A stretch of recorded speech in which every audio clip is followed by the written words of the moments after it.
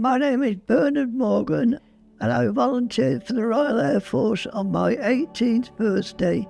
I was 20 years of age when I landed on D-Day.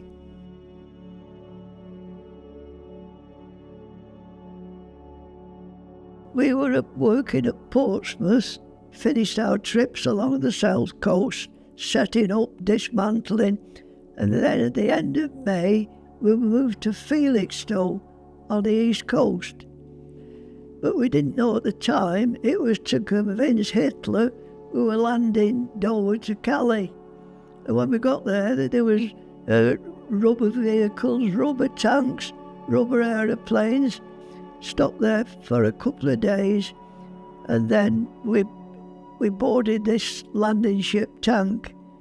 And when we got out of the harbour of Felixstowe, instead of turning left for Norway, we turned right. We'd only been out a couple of days. Cypher officer came round with a handbook of French phrases, and then we arrived off the Isle of Wight, and the harbour master there said to our captain, "You can't stop here. There's hundreds more vessels coming in," because we couldn't understand this, because there was probably 100 of us arrived. So he said, "You'll have to go off to Normandy because these other vessels are coming in." And that's why we were anchored off Normandy on the night of June the 5th.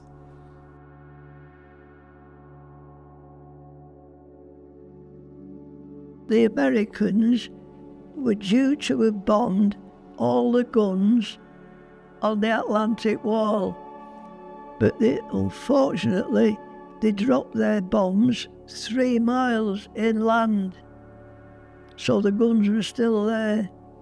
While we were anchored off Normandy, I had to man a Brent gun on the landing craft for 2 hours, and there again I was frightened to death. And they were firing from the Atlantic Wall, because our battleships were behind us firing back, and I was under this canopy for 2 hours.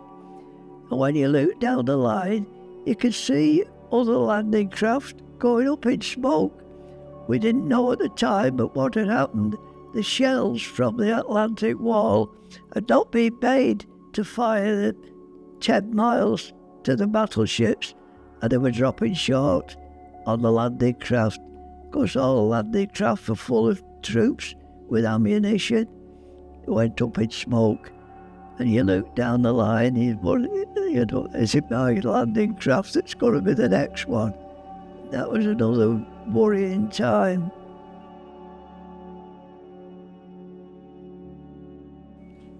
I landed at 6:30 in the evening with 83 Group Control Centre, which was a mobile signals unit attached to the 2nd Tactical Air Force. The main thing I remember, I was sorry to see the Army picking up some unfortunate British soldiers who jumped off a much smaller landing craft that had stopped short of the beach, and they dropped the lads in 3 or 4 foot of water, and all the equipment they were carrying, it weighed them down that much in the water, they sadly drowned.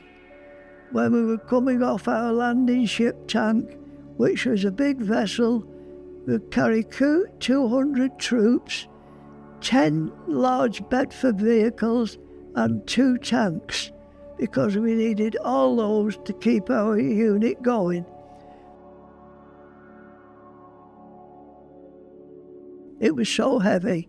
It was based on a wooden base, and it was bigger than the present day computers, and it took 4 men to lift it. And in the Cypher vehicle, which was like a mobile classroom, we had 2 of these, one set up for the current day and one for the day before, if you got any late messages coming.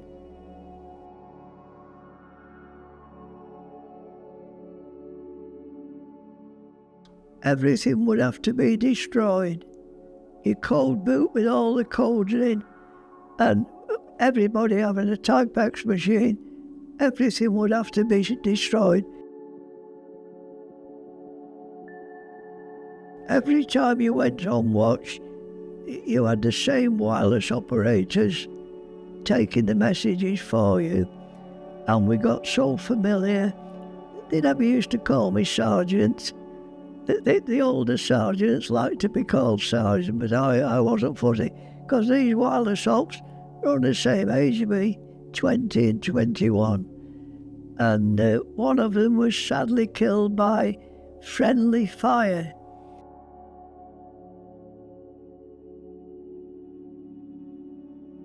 We must always thank the sailors, soldiers, airmen, airwomen and civilians who gave their lives for the freedom that we enjoy today. Must never forget those people. They were the heroes of the war.